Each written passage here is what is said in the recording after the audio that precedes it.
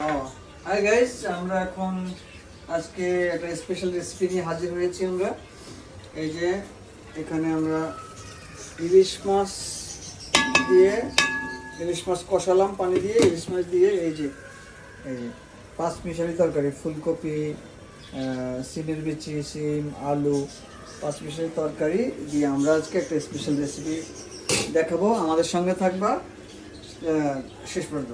এটা কষানোর পরে এখন আমি এই যে তরকারিগুলি আস্তে করে একটা একটা করে আমরা দিয়ে দিব তরকারির মধ্যে। ফুলকপিগুলি, আলুগুলি এই যে ঢেলে দিব।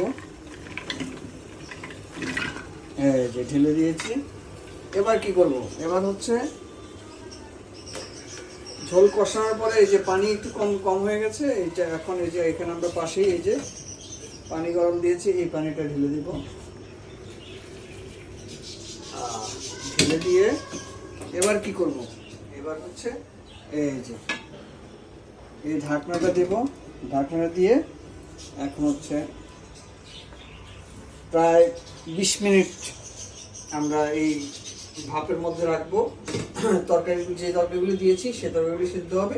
সিদ্ধ হওয়ার পর এই যে এই টমেটোটা দিয়ে দেব। সবার শেষে ধনেপাতা দিয়ে আমরা সুন্দর মতো পরিবেশন করব খাবার টেবিল। Bye bye.